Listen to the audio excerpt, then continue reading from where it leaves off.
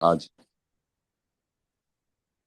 આજે ટર્ન છે ભારતીબેન નો. અચ્છા.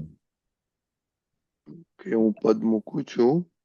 આજે કોઈ મારો બેકઅપ નથી એટલે જોઈએ આપણે કે હાઉ વી કેન મેનેજ. હા, આ પદ એડજસ્ટ છે એવરીવેર. બરાબર. આ પદ છે આખું મૂકેલું છે. આનાથી વધારે કરું તો નીચે ઉપર થઈ જાય. હા હા ઓકે, એટલે તમને ફાવશે ને જોવા માટે? હા હા. ઓકે, કારણ કે ભારતીબેન તેમની પાસે હોય છે. ભારતીબેન અચ્છા, એમની અનમ્યુટ અનમ્યુટ કરો. હા. અને બીજું કે મારે જવાનું છે. હું આવું ત્યાં સુધી ભારતીબેન તમારું હા હોમવર્ક એમનું આ બધું સમજી લેજો. અને હા હું ના આવું તો તમને આ કહેશો આનંદજી પાસે દાદાનું એક્સપિરિયન્સ ને બધું પૂછજો. હા બરાબર? ઓકે. ચાલો, ઓકે. એક minute. Okay, you can start. Okay. જય સચ્ચિદાનંદ કેશવાનંદજી, જય રજનીભાઈ, જય સચ્ચિદાનંદ જય સચ્ચિદાનંદ. ભારતીબેન, સચ્ચિદાનંદ. મજામાં છો? હા, મજામાં છીએ. તમે કેમ છો? એકદમ ફાઇન. સર્વે મહાત્માઓને જય સચ્ચિદાનંદ. જય સચ્ચિદાનંદ. ભેળા થઈને વિખરાઈ જવું, મન ખાને મુસાફિર ખાનું કહું. ભેળા થઈને વિખરાઈ જવું, મન ખાને મુસાફિર ખાનું કહું. શુદ્ધ મૈત્રી સૌરભ યાત્રી થવું, અનિત્ય મુકામે ન હા, સોરી, હું બેસી ભૂલી ગયો. જવું. શુદ્ધ મૈત્રી સૌરભ યાત્રી થવું, હા અનિત્ય મુકામે હા. ન બેસી જવું. પશુ વૃક્ષ લૂટાવે કાર્ય ધરમ, મન ખામુડ બાધે સૂક્ષ્મ કરણ. પશુ વૃક્ષ લૂટાવે કાર્ય ધરમ, મન ખામુડ બાધે સૂક્ષ્મ કરણ. ઉપકારે કાયા વરત ઈદન, ખર્ચાયા તેજ કમાણી ગણ. ઉપકારે કાયા વરત ઈધન, ખર્ચાયા તેજ કમાણી ગણ. ભેળા થઈને વિખરાઈ જવું, મન ખાને મુસાફિર ખાનું કહું. કુણ જાણે ક્યારથી જગરોગી, સંયોગે વીટ્યો અસંયોગી. કુણ જાણે ક્યારથી જગરોગી, સંયોગે વીટ્યો અસંયોગી. સંયોગી અવસ્થા વિયોગી, શુદ્ધ મુક્તાત્મા મૂળ નિરોગી. સંયોગી અવસ્થા વિયોગી, શુદ્ધ મુક્તાત્મા મૂળ નિરોગી. જગનિષ્ઠા પ્રતિષ્ઠા કલ્પદિષ્ઠાન, બ્રહ્મનિષ્ઠા સ્થાપક આ ભગવાન. જગનિષ્ઠા પ્રતિષ્ઠા કલ્પદિષ્ઠાન, બ્રહ્મનિષ્ઠા સ્થાપક આ ભગવાન.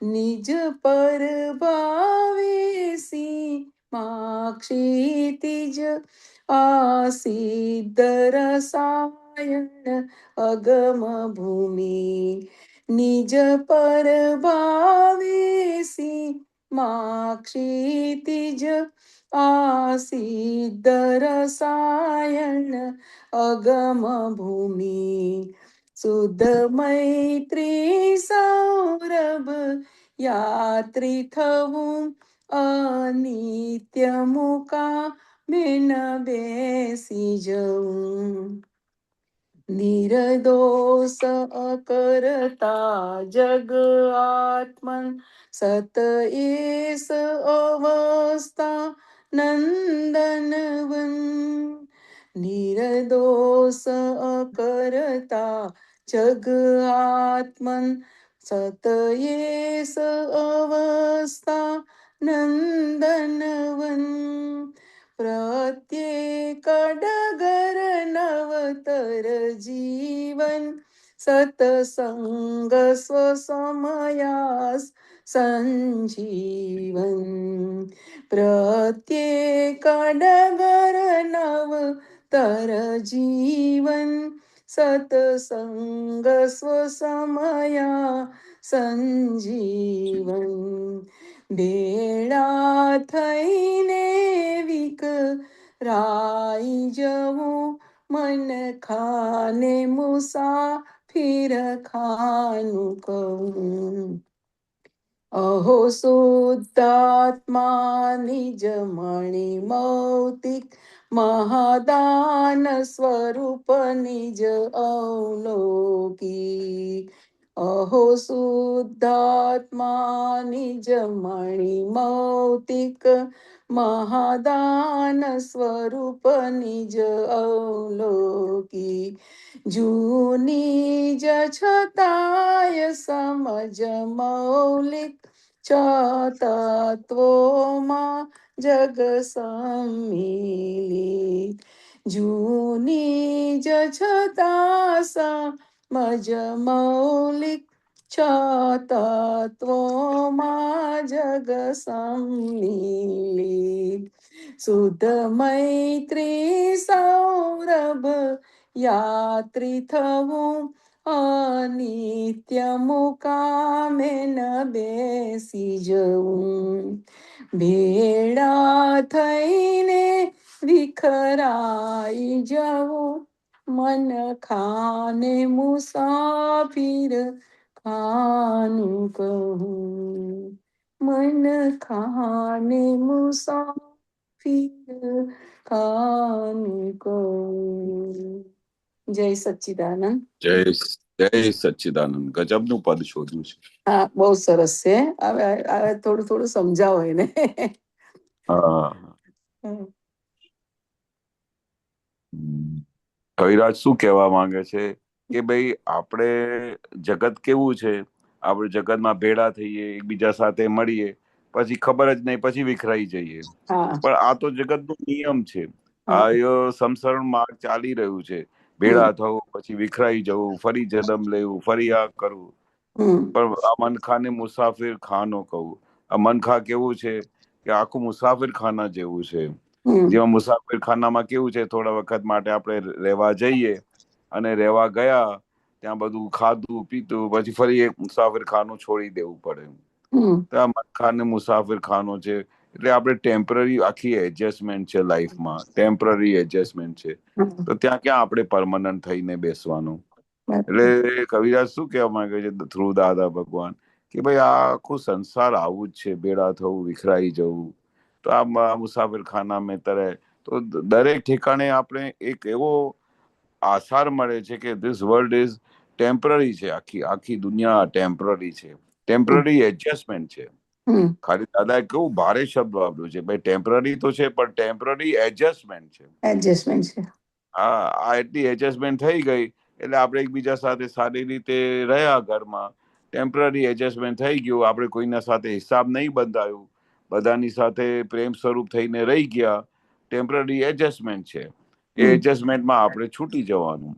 બરાબર ત્યાં કોઈ પણ જગ્યાએ આપણે અનિત્ય મુકામે ન બેસી જવું, કારણ કે જ્યાં આપણી જગ્યા છે નહીં, આપણી ટેમ્પરરી જગ્યા છે, તો આવી જગ્યા પર આપણે કેવી રીતે બેસી રહીએ? જે ટેમ્પરરી જગ્યા છે એ જગ્યા પર કેવી રીતે બેસી રહેવાનું? એટલે આપણે દાદા ટકોર કરે છે કવિરાજ કે ભાઈ આ તમને ઘણી વખત એવો સારો સંજોગ આવે, સારી જગ્યા હોય, કોઈ એવી જગ્યા, સારું ઘર મળી જાય, કે કોઈ ફ્રેન્ડ સર્કલ સારું મળી જાય, કોઈ બેનપણી સારી મળી જાય, તો પછી એવું થાય કે આ ઘરમાં રહેવા જેવું છે, એને બહુ સરસ ઘર બાંધ્યું છે. તો કે આ એનો જે ટાઈમ ટેમ્પરરી છે, તો એ અનિત્ય મુકામે કેવી રીતે બેસી રહેવાય? આપણે તો આત્માર્થે ટોપ ઉપર જવાનું છે. આ બધી દુનિયાની દરેક જે ટેમ્પરરી વસ્તુમાંથી આપણે બહાર નીકળીને પરમનન્ટ વસ્તુમાં આવવાનું છે. તો એ કવિરાજ આમ ટકોર કરે છે, અનિત્ય મુકામે ન બેસી રહેવું. એટલે યાત્રી આપણે કેવી રીતે થવાનું? શુદ્ધ એટલે કેવો પ્યોર હોય, મૈત્રી ભાવ વાળો હોય, સૌરભ એટલે એને એકદમ પાર જ નહીં, એટલું બધું એમની વિશાળતા હોય, એવો યાત્રી થવાનું છે.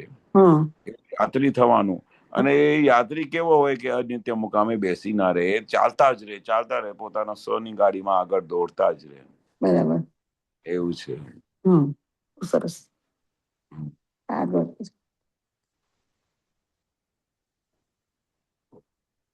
પશુ વૃક્ષ લૂંટાવે કાર્ય ધર્મ. આ સરસ વસ્તુ કહી કે પશુ વૃક્ષ લૂંટાવે કાર્ય ધર્મ. એનું કાર્ય શું હોય? પશુ વૃક્ષ, આપણે પશુ શું કરે? વૃક્ષ ઉપર બેઠો હોય તો એમને બધું કેવી રીતે પોતાનું ઘર બનાવે, પછી એમના બાળકોનું એ કરે, અને એનું પોતાનું ધર્મ પ્રમાણે કરે, અને ધર્મ પ્રમાણે બધું થઈ જાય પછી ત્યાં જો થોડી વારમાં તો એ બધા નાના બાળકો પોતે ઉડીને પછી જતા રહે પોતાના મુકામે. એટલે એનો આપણે બી આપણા લાઈફમાં કેવું આપણું ધર્મ હોવું જોઈએ.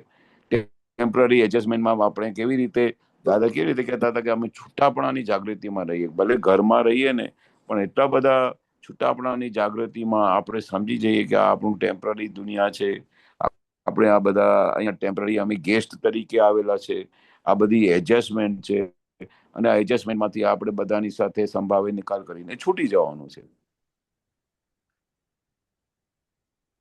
એટલે ઉપકારે કાયા વરત ઈંધન. આપણે જો આપણી કાયા છે એ કઈ રીતે વાપરવી જોઈએ? કે બીજાના ઉપકાર માટે વાપરવી જોઈએ. આપણા કાયાથી, મન વચન કાયાથી બધાને સુખ જ મળવું જોઈએ. એ રીતે આપણું જીવન રહે ને, તો ત્યારે દાદાનું રાજીપો રહે. ત્યારે જ આ બધા સંજોગ એવા બધા ભેગા થાય કે આપણે ડગલે ને પગલે સમાધિ રહે, ડગલે ને પગલે આનંદ રહે, દરેક સંયોગોમાં આનંદ રહે. ગમે તેવા પહાડ જેવા સંયોગ આવી જાય ને, પહાડ તૂટી પડે તોય પણ આ વિજ્ઞાનની એવી બલિયારી છે, એવું વિજ્ઞાન છે કે હવે દરેક સંજોગમાં આપણે એમને નિરાંત રહે, આપણે સત્તા એવી કેવી શાંતિથી રહી શકાય, એવું છે. આમ પછી ક્વેશ્ચન થાય છે, કોણ જાણે ક્યારથી જગ રોગી? આ આપણે વિચાર કરીએ દાદા કે આદિ અનંત છે. આપણે ક્યારથી આ બધા આખું કેવું આપણે ભારે કર્મ કરીને લાવ્યા છે, કેટલા ભારે રોગો લઈને આવ્યા છે પોતાના શરીરમાં. પાર વગરની અંદર બળતરા છે, પાર વગરની અંદર આડાઈઓ છે. આ તો દાદાનું જ્ઞાન ના હોય ને તો આપણે ક્યાં ફેંકાઈ જઈએ. પણ આ વિજ્ઞાનને લીધે, દાદાના જ્ઞાનને લીધે આપણે આ દુનિયાના દરેક સંજોગમાંથી બહાર નીકળી જઈએ છીએ. સંયોગી વિધિઓ, અસંયોગી જો આપણે જે કંઈ પણ સંયોગીનો જો બધા સંજોગો ભેગા થાય તો એમાં બી આપણે નિર્લેપ રહી શકીએ. ગમે તેવો સંયોગ આવે ને તે અસંયોગી થઈ જાય, કારણ કે આપણે એમનાથી છૂટા છીએ. સંયોગ માત્ર વિયોગી સભાના છે. જે કંઈ પણ સંયોગ આવે છે એમના વિયોગ થયા વગર છૂટકો જ નથી. એટલે સંયોગી અવસ્થા વિયોગી, ગમે તેવી સંયોગની અવસ્થા આવે. હમણાં આપણે થોડી વાર માટે એવું બહુ લાગે કે અરે અમેરિકામાં કેટલી મજા છે, કેટલી બધી શાંતિ છે, કોઈની ડિસ્ટર્બન્સ નથી, કોઈ નથી. પણ પછી થોડા જ વખતમાં એ સંયોગ પછી બીજો બદલાઈ જાય. પછી અંદરની પછી તકલીફ ઊભી થાય તો પછી અમેરિકા ના ગમે. સાચી વાત છે. તો પેલા થોડો સંયોગ પેલો કેવો હતો કે અહીંયા બધું બહુ સરસ સરસ દેખાય, બધા નજારા બહુ મસ્ત દેખાય, બધી સરળતા દેખાય, સગવડો દેખાય, બધું દેખાય. અને પછી પછી બાબો બેબી કોઈ આમ ગુસ્સે થઈ જાય આપણા પર તો સાલો પેલો થોડો આ સંયોગ તો બહુ સારો હતો, પણ એ જ સંયોગ પછી એવો બધો ભારે થઈ જાય કે ભાઈ છે કે આપણે અહીંયાથી છૂટી જઈએ, ચાલો છૂટી જઈએ. સારું, સાચી વાત છે. એટલે દરેક સંયોગનો વિયોગ થવાનો છે. એટલે દાદા શું કહે છે, જુદાપડાની જાગૃતિમાં જોયો, સારો સંયોગ આવે તો એ વ્યવસ્થિત, ખોટો સંયોગ આવે તો એ વ્યવસ્થિત. એને જુઓ, કોઈ પણ સંયોગમાં તમે ઇન્વોલ્વ થઈને ડિઝોલ્વ ના થઈ જાઓ. કે દરેક ગમે તેવો સંયોગ આવે ત્યારે થોડા વખત માટે તો આપણે હાલી જઈએ તો પછી તરત જ ધ્યાન શું હાજર કરવું જોઈએ કે આ જે સંયોગ આવ્યો છે એનો વિયોગ થવાનો છે. તો પછી કઈ અડે આપણને? જે વસ્તુ આવી છે એ આપણે તરત જ એમના લક્ષ્યમાં હોય. વિચારશીલ માણસ તો શું કેલ્ક્યુલેશન કરે, એને લક્ષ્યમાં જ હોય કે આ સંયોગ આવ્યો અને વિયોગ થવાનો. એટલે કઈ બી વસ્તુ આપણે હાથ પર લેવાની નહીં. એ નિરાંતે સમાધિમાં રહેવાનું, એ દાદાની ખુમારીથી રહેવાનું. કઈ પણ વસ્તુ આપણને હલાવી ના શકે. સાચી વાત છે.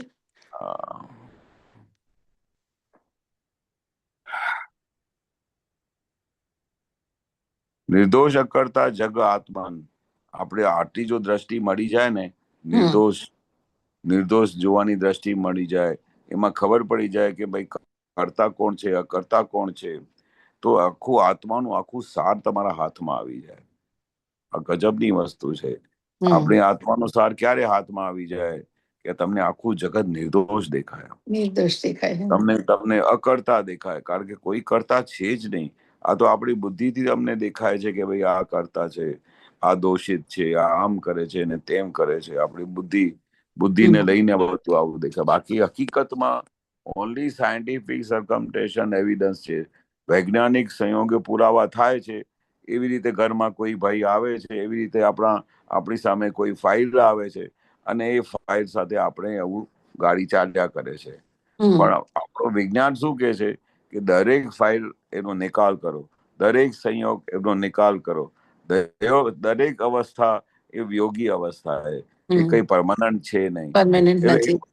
એવો નિરંતર જો લક્ષ્ય રહે ને તો એ અંદરની એવી સમાધિમાં રહે કે તમે એનું વર્ણન ના કરી શકો. બરાબર છે. એવું ગજબનું વિજ્ઞાન દાદાએ આપેલું છે. એવા સંયોગ આવે ને ત્યારે અંદર તો એવું થાય જ છે કે આ સંયોગ કાયમ માટેનો નથી, વિયોગ એનો થવાનો છે ને, વિયોગી સ્વભાવ વાળો જ છે. એવું થાય છે ને તો સમાધાન થઈ જાય પાછું અંદર સમાધાન. એ કેટલો ટકવાનો છે એમ. આજ દાદા કે ને કે વિચારશીલ માણસની શું ઓળખાણ છે, એ પ્લસ માઇનસ કર્યા કરે આખો દિવસ, એની વિચારશીલ કહેવાય. આ ટાઈમ હમણાં આવ્યો છે, હમણાં મને ગાળો આપી રહ્યો છે, ગુસ્સે થઈ રહ્યો છે, તો આપણે દાદા કે એમને કે ને હજુ 1 કલાક મને બીજી ગાળો આપો, તો પછી એ શું કહેશે કે હું કઈ નવરો બેઠો છું આખો દિવસ તમને ગાળો આપવા માટે. તો દાદા એવું જાણી જોઈને એવો પ્રશ્ન પૂછતા હતા કે ભાઈ તમને એવું દુઃખ થાય છે કે મને ગુસ્સે થાય છે, મને આખો દિવસ ગાળો આપે છે, આમ કરે છે, તો એ જેટલા ટાઈમ માટે આપે છે તમારે એને બધું જોવાનું, તે વખતે જ્ઞાન હાજર કરવાનું કે ભાઈ આ જે અવસ્થા આવી છે એની એ અવસ્થાનું આપણે ધી એન્ડ થવાનું છે. આ સંયોગ આવ્યો છે એનો વિયોગ થવાનો છે. ગાળો આપે છે એ મારા હિસાબની આપે છે. એવું જો આપણે દરેક અવસ્થામાં ડગલે ને પગલે આ જ્ઞાનને હાજર કરીએ તો પછી તો સમાધિ રહે જ ને. ગમે તેવા સંજોગ આવે, ગમે તેવા ભારે સંયોગ, દાદા કે છે પ્રત્યેક ડગર નવતર જીવન, ઢગલે ને પગલે નવતર જીવન. આ જ્ઞાનને લીધે નવતર જીવન લાગે. બાકી જો અજ્ઞાન દશા હોય ને તો કે મારું જીવન સાલું નર્ક જેવું છે. પણ જ્ઞાનની એટલી બધી ઓળખાણ છે કે તમને પ્રત્યેક ડગરે તમને નવું જીવન લાગે ઓલ ધ ટાઈમ. કારણ કે એમાંથી તમને કોઈ પણ જગ્યાથી તમને દુઃખ જેવી વસ્તુ જ નથી આવતી. દરેક અવસ્થામાં તમને સુખ જ મળે છે. ગમે તેવા કપરા સંયોગ હોય ને તો એ સુખ જ મળે, કારણ કે આપણે દરેક અવસ્થા આપણા હાથની સત્તા નથી, બરોબર. અને આપણે જો આ જ્ઞાન મળી ગયું છે એના પછી દરેક ડગલે ને પગલે નવતર જીવન છે. ડગલે ને પગલે નવું જીવન છે આપણી પાસે.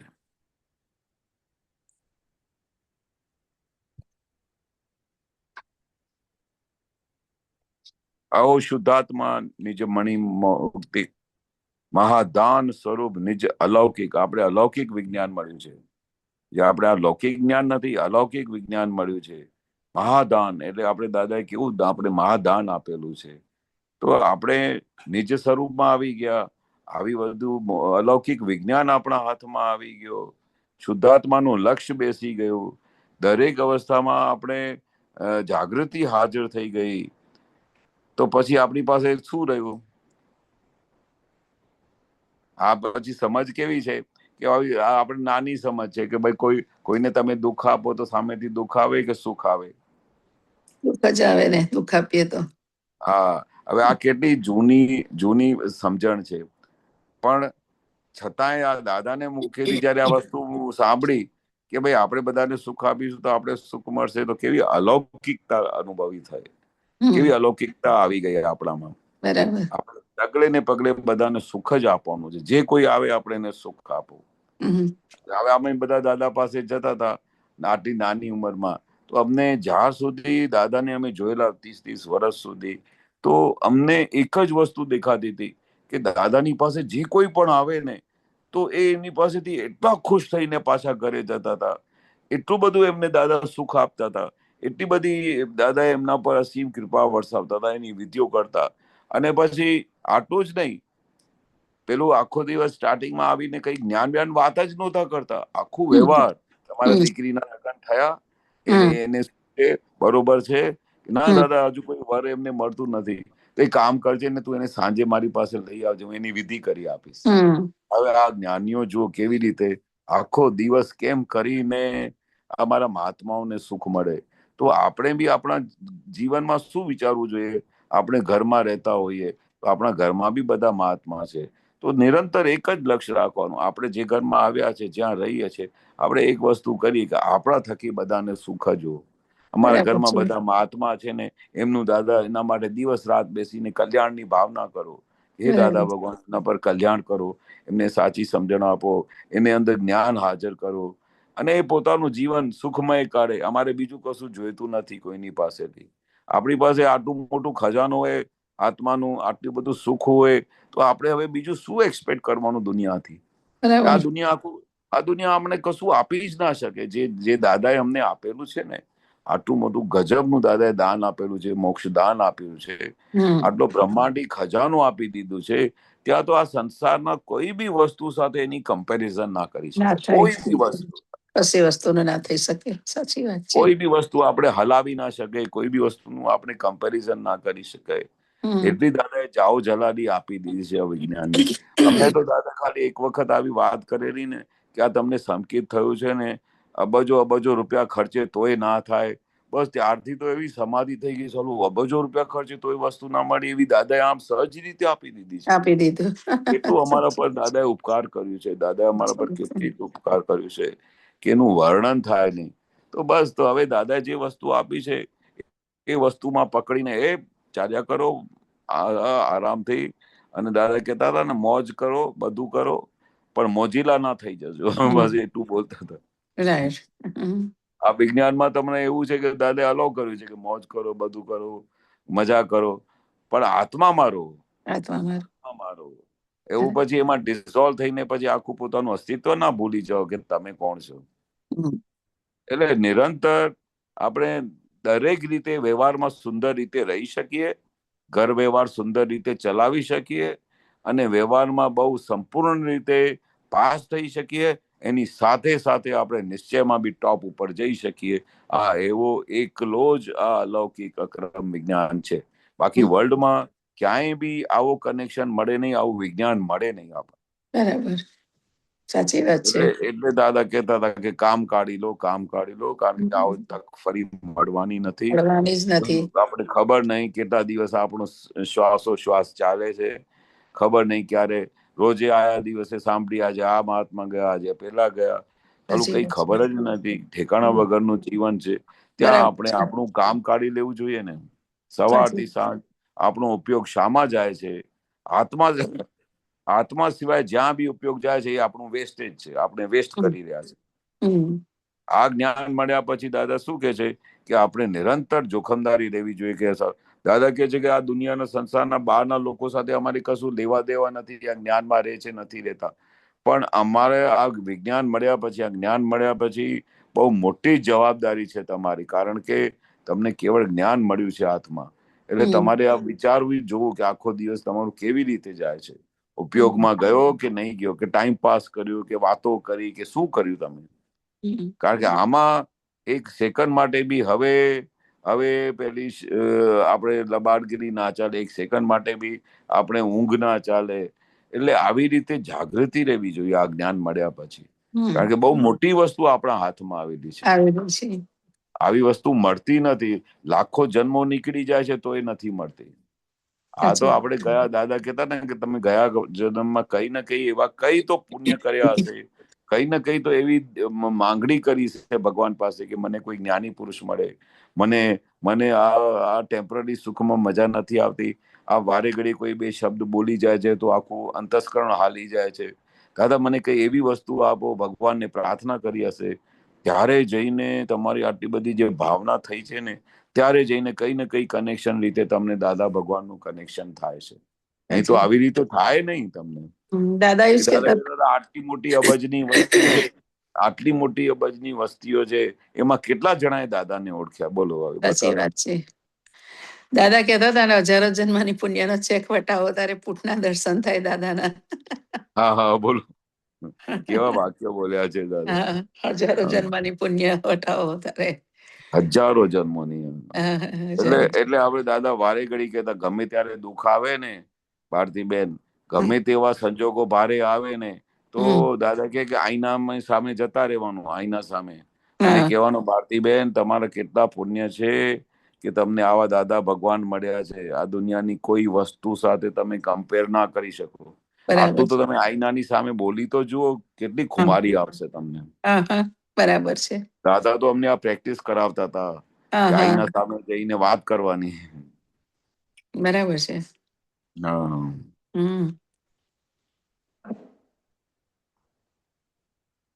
બરોબર છે ને. જૂની છતાં એ સમજ મૌલિક છતાં તો માં જગ સંમિલિત. હા એ પાછળ છે. છેક નીચેનું છે ને, જૂની છતાં નીચેનું છે રિયાલિટી છે. જૂની જ છતાં સમજ કેટલી બધી જૂની છે દાદા કે છે. બહુ સિમ્પલ વસ્તુ છે. કોઈ તમને દુઃખ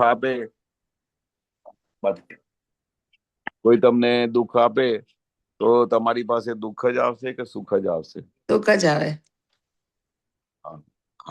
મૌલિક.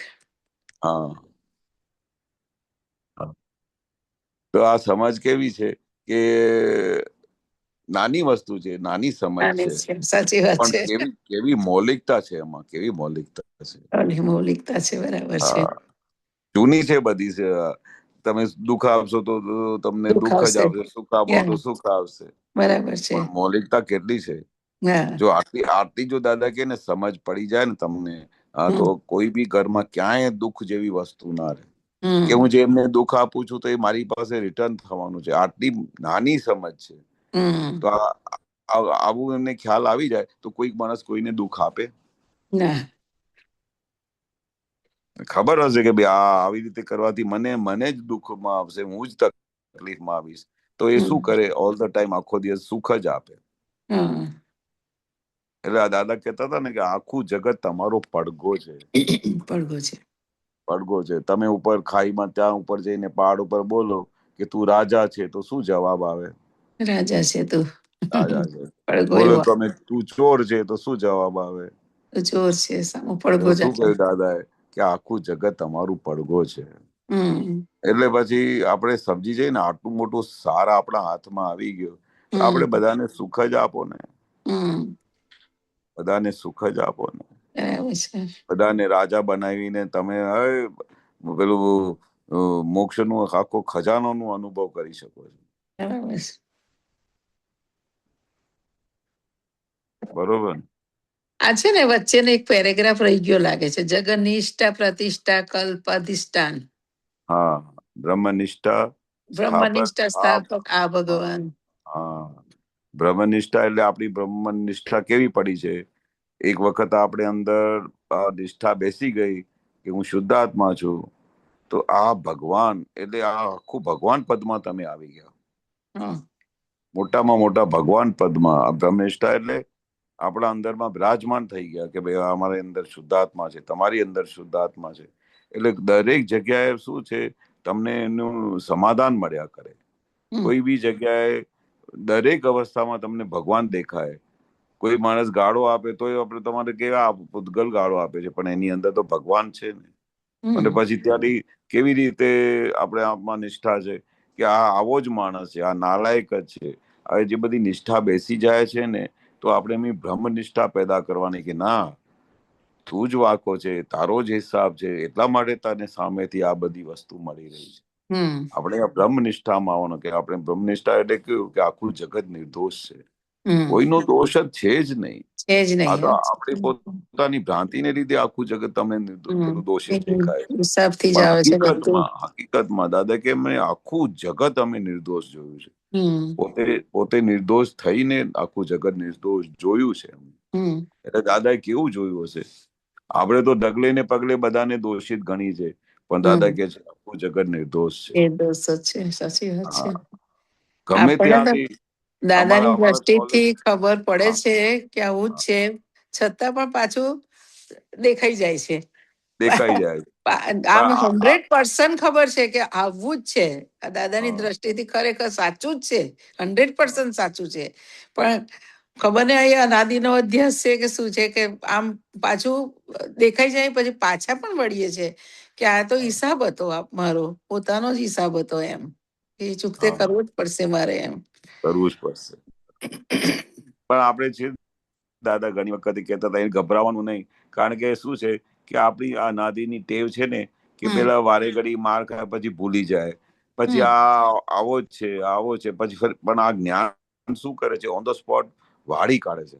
ના, આવો નથી, આ તો આપણું મારી દ્રષ્ટિમાં પેલું દોષ છે, એમની દ્રષ્ટિમાં એ દોષિત છે જ નહીં. આપણો હિસાબ છે, આપણે હિસાબ ચૂકતી કરવા આવ્યો છે, એટલે આપણે દાદા કે છે કે આવી રીતે વાળવાનું છે. એક બહુ સરસ દાદાએ દાખલો આપેલો કે એક વખત આપણે શું છે ગાડીમાં બેસી ગયેલા, ગાડીમાં બેસીને આપણે સીધા જતા હતા, આપણે જવું હતું દિલ્હી, તો દિલ્હી જવાનું હતું. તો તે વખતે જયારે વચ્ચે કોઈ સ્ટેશન આવી તો ત્યાં વાપી જોયું બોર્ડ, તો સાલું કે મારે દિલ્હી છે તો દિલ્હીની કોઈ સ્ટેશન દેખાતી નથી, આ તો વાપી આવી ગઈ છે, તો આપણે તો કઈ રોંગ ડાયરેક્શનમાં જઈ રહ્યા છે. મારે જવું છે દિલ્હી, પણ આ સ્ટેશન તો અહીંયા બધી દેખાય છે ઊંધી, એટલે આપણે રોંગ ડાયરેક્શનમાં. તો દાદા કે આપણે રોંગ ડાયરેક્શનમાં ખબર પડી કે આપણે રોંગ ડાયરેક્શનમાં ગયા, તો આપણે શું કરવું જોઈએ? આપણે શું કરીએ? વાપી જોઈ ત્યાં ગાડી ઉભી રહી અને આપણે દિલ્હી જવું છે, તો આપણે શું કરીએ? પછી પાછા જ વળવું પડે ને ત્યાંથી. હા, એટલે ગાડીમાંથી ઉતરીને જે 300 કિલોમીટર રોંગ ડાયરેક્શનમાં આવ્યા વાપી, એ પાછું જઈએ ત્યારે પછી દિલ્હી આવે ને. બરાબર છે. એટલે દાદા શું કે છે કે પાછા વળો, તમે વળો પાછા. સાચી વાત છે. પાછા વળો. આપણે રોંગ ડાયરેક્શનમાં તો જતા રહ્યા છે. રોંગ ડાયરેક્શન એટલે શું? બીજાના દોષ જુઓ, એ રોંગ ડાયરેક્શન કહેવાય. તો હવે પાછા કેવી રીતે વળીએ કે ભાઈ આ એ નિર્દોષ છે, બહુ સારા માણસ છે, એટલે આપણે પાછા વળ્યા કહેવાય. તો આપણે પછી દાદા કે આપ પાછા તો વળી છે, પણ વારે ઘડી શું લાગે કે હજુ રિઝલ્ટ નથી આવતી, હજુ રિઝલ્ટ ફરી આમ થઈ જાય છે, ફરી આમ થઈ જાય છે. તો દાદા કે 300 કિલોમીટર બી તો તમે રોંગ ડાયરેક્શનમાં આવ્યા, તો 300 કિલોમીટર પાછા આવો ત્યારે તો બધું કરેક્ટ થશે ને. બરાબર છે. ઓન ધ સ્પોટ કેવી રીતે કરેક્ટ થાય? પછી આટલી બધી સ્ટેશન જે તમે રોંગ ડાયરેક્શનમાં ગયા તે પાછી આવે, 300 કિલોમીટર પાછા આવો તમે, પછી તમારે દિલ્હીનો બોર્ડ જુઓ તો પછી આનંદ આવશે ને કે oh I have come to the right direction, હું મારા ડેસ્ટિનેશન પર પહોંચી ગયો. પછી આનંદ આવશે ને. તો એવી રીતે દાદા કહેવા માંગે છે કે હવે તમે રાઈટ ડાયરેક્શનમાં આવો. રાઈટ ડાયરેક્શનમાં આવશો તો પછી સુખ ઉભરાશે, ખૂબ સુખ ઉભરાશે. બરોબર ને? બરાબર છે. તો હવે આપણી આ રાઈટ ડાયરેક્શનની ગાડી ચાલુ થઈ ગઈ છે. હા, નિજ પર આપેલું છે ને, નિજ પરભાવે સીમા ક્ષિતિજ, આ સિદ્ધ રસાયણ અગમ ભૂમિ. હા, નિજ પર ભાવે સીમા ક્ષિતિજ. અચ્છા, આપણે જે આપણો નિજનો ભાવ છે ને એનાથી પર, તે એ નિજભાવથી આપણે સ્વભાવમાં આવી ગયા અને પરભાવમાંથી નીકળી ગયા, તો આપણે જે આપણી સીમા છે ને એના ઠેઠ ક્ષિતિજ સુધી પહોંચી જઈએ. પ્રભાવમાંથી નીકળીને સ્વભાવમાં તમે આવી જાઓ, સ્વભાવમાં. તમે બરાબર છે. કઈ જગ્યા પર પહોંચી જાઓ બોલો? યા. કોઈ સીમા જ નહીં. તમે પોતાના સ્વભાવમાં આવી ગયા એટલે ટોપ ઉપર પહોંચી ગયા, હમ ઠેઠ કેવળ જ્ઞાન સુધી પહોંચી ગયા તમે. હમ એટલે હમ હવે શું છે, દાદા શું કહેતા હતા કે હવે તમારે શું બાકી રહ્યું? હવે અનુભવ કરવાનું બાકી રહ્યું. તમારા હાથમાં મેં આખું સંકેત આપી દીધું છે.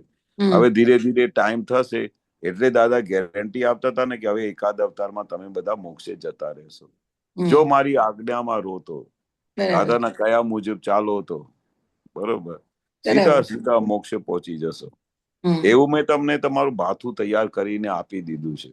હમ બસ એટલે ઘણી વખતે આવું બોલતા હતા ને કે મેં તમને લિફ્ટમાં બેસાડ્યા છે, હવે હાથ પગ બહાર ના કાઢશો. હમ સાચી વાત કેવું છે. સરસ બોલતા હતા. હા. હાથ પગ બહાર કાઢીએ તો હવે શું 500 થઈ જાય? હાથ પાથ બધા તૂટી જાય ને, તૂટી જાય. ફ્રેક્ચરો થઈ જાય, પછી હમ રડવું પડે. હમ એટલે બહુ દાદાના એક એક વાક્યમાં જબરજસ્ત અનુભવ છે, જબરજસ્ત. શું જબરજસ્ત કહેવા છે. માંગે છે? મેં હમ તમને લિફ્ટમાં બેસાડ્યા છે, હવે હાથ પગ બહાર ના કાઢશો. હમ આ વાક્ય કેમ કેવું પડ્યું દાદાને? હમ. કારણ કે આટલું મોટું જ્ઞાન મળી ગયું, આટલી બધી સમજણ મળી ગઈ, હા, આપણે લિફ્ટમાં બેઠા છે, મોક્ષમાં હવે બસ પહોંચવાની તૈયારી છે. તે વખતે પછી થાય કે આ જરા મકાન બહુ સરસ બનાવ્યું છે, સાલું મારે બી આવું મકાન બનાવવું છે. I know. ચાલો આ તો પછી સીધું પછી નીચે બોટમમાં આવી જઈએ. હા, દાદા સરકારી વાળા ત્યાં નહીં, દાદા તો વાત મોક્ષની નહીં કરતા. ગાડીમાં બેસાડ્યા હોય તો પછી આપણે ઉતરી હાથ પડો. પગ બહાર કાઢીએ તો ફ્રેક્ચર થઈ જાય પાછું. સાચી વાત છે. બરોબર ને? હા. દાદાએ અલર્ટ બહુ કર્યા છે આપણને, વારે ઘડી અલર્ટ કર્યા છે. કારણ હમ કે દાદા એ જાણતા હતા કે આ સંસારનું નિયમ શું છે, હમ સંસાર કેવી રીતે ચાલે છે, સંસારમાં કેવી રીતે લોકો પડી જાય છે, સંસારમાં હજુ ક્યાં એમને બધું ખેંચાયા કરે છે, સંસારમાં કેટલું બધું એ લોકો ડિઝોલ્વ થઈ જાય છે. એ દાદા જાણતા હતા. હ્યુમન બોડીની દાદાની જબરજસ્ત સ્ટડી હતી. આખી જે હ્યુમન બોડી છે ને એની અંદર શું શું ચાલે છે, આ મન શું કરે છે, ચિત્ત શું કરે છે, આ વાણી કેવી રીતે આવી રીતે નીકળે છે, એ બધા આખી સાયન્સ આમ સહજ રીતે દાદાને દેખાયા કરતી હતી. હમ એટલે આટલું બધું વિજ્ઞાન ખુલ્લું કરી શક્યા. અને એટલે જ દાદા જાણતા હતા. એટલે દાદાને કોઈ દિવસે કોઈના ઘરે જવાની જરૂર નહીં પડી, પણ આમ વાત કરે ને તો એવું લાગે કે જાણે દાદા દરેક ઘરમાં જઈને આવ્યા હોય. હમ. જે ઘરમાં શું ચાલી રહ્યું છે એ બધા દાદા જાણતા હતા. અમે તો કહેતા દાદા તો આખો દિવસ અમારી સામે જ બેઠા રહેતા હતા. આ હા. બધાના ઘરે કેવી રીતે જઈ આપતા હશે? અને આપણે બેઠા હોય ને તો એ જાણે કે એવું થાય કે મારા અનુભવની જ વાત કરે છે દાદા, મને હા, જે મારા થયું છે અનુભવની એ જ વાત. જ. મારી ઘેર અત્યારે જે થયું હતું ને એ જ વાત કરે છે, એનો જ સોલ્યુશન આપે હા, છે. એવા હા. તો કેટલા અનુભવ થયા છે મને. કેટલા હા. હા. દરેક જણાને એવું લાગે કે આજે દાદા મારી જ વાત કરી. પૂછવું ના પડે અને એટલે કશું. એમની અંદર ચાલતું હોય ને એ જ દાદા વાત કરે. કારણ કે હા, દાદાને તો આર પાર દેખાય ને. દેખાતું હોય. હા, એટલે પૂછવું ના હા, પડે, તમારે જઈને ક્વેશ્ચન જ ના પૂછવો પડે, સમાધાન જ મળી જાય. મળી એટલે જાય. તો ત્યાં જાણે બેસી જ રહીએ એવું જ લાગે, દાદાની હાજરીમાં જાણે આપણે બેસી જ રહીએ. હા, ઉઠવાનું મન નતું થતું. એટલા પ્યોર હતા ને, બહુ જબરજસ્ત પ્યોરિટી જબરજસ્ત હતી. પ્યોરિટી હતી, સાચી વાત એટલી છે. બધી પ્યોરિટી ને કે તમને આર પાર જોઈ શકે, તમારા અંદર હા, શું ચાલે છે, સાચી તમારા વાત છે. ભાવ પકડાઈ જાય. એ તો અમે 1000 વખત એવા અનુભવ કર્યા હશે કે અમારી અંદર જે ચાલતું હોય ને દાદા એ જ વાત કરે. હમ બોલો. સાચી વાત છે. એ તો અમારા ઘરમાં તો એટલા બધા અનુભવ થયેલા ને કે હા, અમારા સાચી બા, વાત છે. અમારા મધર કે ને આ મનમાં વિચાર કરતા હોય કે દાદા ક્યારે આવશે મારા ઘરે, ક્યારે આવશે હમ મારા ઘરે. હમ એમને બહુ ભાવ થયા કરે કે દાદાનું સત્સંગ મુકાવો, દાદા અહીંયા જ્ઞાન આપ. તો સામેથી દાદા એ બોલી નહોતા શકતા, બહુ ભોળા હતા. હમ. કઈ બી વસ્તુ બોલવાની હોય તો મને કે તું ચિઠ્ઠી લખ ને દાદાને, મારી આ ભાવના છે. હા. પણ શું છે, કેટલી વખત તો ચિઠ્ઠી લખવાનો વારો જ નહોતો આપતો. તો હમ સામેથી કહેતા, કમલાબેન અમે તમારા ઘરે સત્સંગ રાખીએ. તો હા. દાદા હું ત્યારથી આ જ વિચાર કર્યો, દાદા મારા ઘરે ક્યારે આવશે? બોલો. હમ. દાદા શું છે, ભાવ ઓન ધ સ્પોટ વાંચી જાય, વાંચી એકદમ આર છે, પાર. વાંચી છે દાદા, વાત સાચી છે. હા, 100% સાચી વાત. એ હા. તો તો આપણે કેટલા એક્સપિરિયન્સ. પુણ્યશાળી છે કે આપણે કેવા દાદા મળી ગયા છે. હમ બરોબર. બરાબર છે, બહુ સરસ. હા, અહો અહો થઈ જાય છે.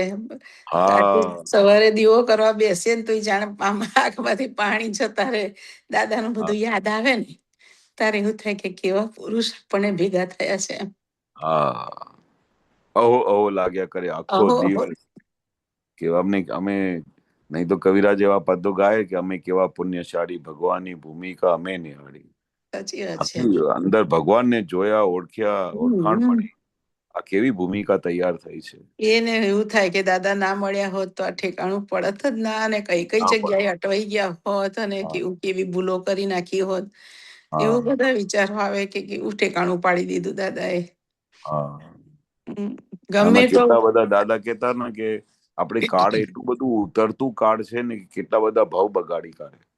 હા, કેટલા બધા બહુ બગડી જાય. સાચી વાત છે. આ તો દાદાનું પ્રોટેક્શન ના હોય ને તો આપણે હમ તો ખબર નહીં, ઠેકાણું જ ના પડે. ના પડે ઠેકાણું, વાત સાચી છે. આ કાર્ડ બહુ લપસણું કાર્ડ છે, હમ જબરજસ્ત.